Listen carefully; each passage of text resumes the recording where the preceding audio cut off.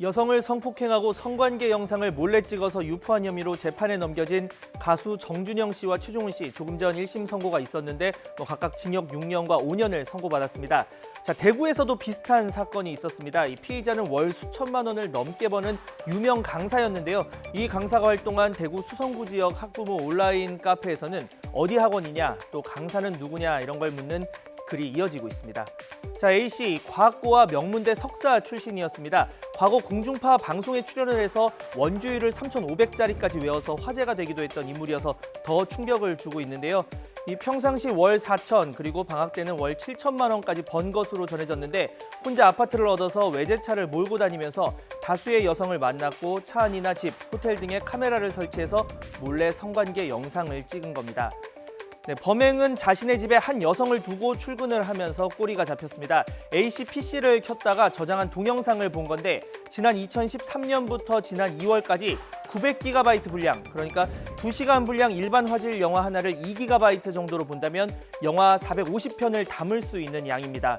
등장하는 여성만 30여 명에 달하는데요. 네, 정신을 잃은 여성을 성폭행하는 장면도 담겨 있었습니다. 20차례가 넘는 준강간 영상에 확인된 피해자가 4명에 달했고 심지어 이 영상을 지인에게 보내기도 했습니다. 1심 재판부는 죄질이 무겁다며 징역 4년을 선고했고 A씨는 형벌이 무겁다며 항소했습니다. 영상을 다 보면 누구나 봐도 술 취해가지고 그 정도는 안 되거든요. 의식이 이런 상태에서 했다 하는 걸 맞기 때문에 중간간이 되는 거거든요. 사람을 못 찾아낸다 하더라도 오셔가지고 이제 지는 이제 뭐 여자를 위에 상대로 생각했을지 몰라도 여자 입장에서 볼 때는 뭐 애인이지 뭐 몇 개월 더 있고 그렇지. 네, 몰카 처벌이 강화되는 추세인 건 여러 통계가 보여주고 있습니다. 지금 보시고 계신데요. 지난 2014년에는 100명 가운데 3명도 실형을 받지 않았지만 지난해에는 100명 가운데 8명이 실형을 선고받았습니다. 반대로 벌금형 비율은 2014년 73.1%에서 지난해에는 48.5%로 줄었고요. 또 지난해 몰카범 2명 가운데 1명은 실형이나 최소 집행유예를 선고받았습니다. 하지만 몰카 관련 범죄는 더 빠르게 늘고 있습니다. 지난 2007년 564건에서 2017년에는 6,000건이 넘어서 10배 이상 증가했습니다.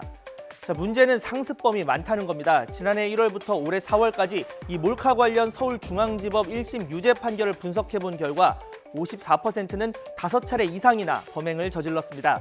그런데도 징역 2년 이상의 중형이 선고된 비율은 5%도 채 되지 않았습니다. 자, 이런 분석 작업에 참여를 한 현직 판사의 의견을 참고할 만한데요. 이 집이나 화장실 등 폐쇄된 공간에서의 촬영, 그리고 5회 이상 범행, 속옷이나 알몸 촬영, 무음 등 특수카메라 이용, 피해자 5명 이상, 전과 존재 등을 무겁게 처벌해야 할 가중 요인으로 꼽았습니다. 또 몰카를 단순히 찍기만 하고 퍼뜨리지 않았다는 이유로 처벌을 낮추는 시각에도 경계를 드러냈는데요. 이 유포하면 가중 처벌을 하는 거지 안 퍼뜨렸다고 낮춰서 벌할 건 아니라는 겁니다. 네, 물론 기술적인 보완책도 필요합니다. 이 스마트폰의 찰칵 소리를 의무화했지만 무음 카메라 앱이 여전히 존재하고요. 또 앞선 서울중앙지법 통계에서 이 동영상을 이용한 몰카가 60%를 넘겼습니다. 이 녹화 기능을 미리 눌러놓으면 소리 없이 범행을 저지를 수 있기 때문으로 해석이 되고 있는데 대책 마련이 시급해 보입니다.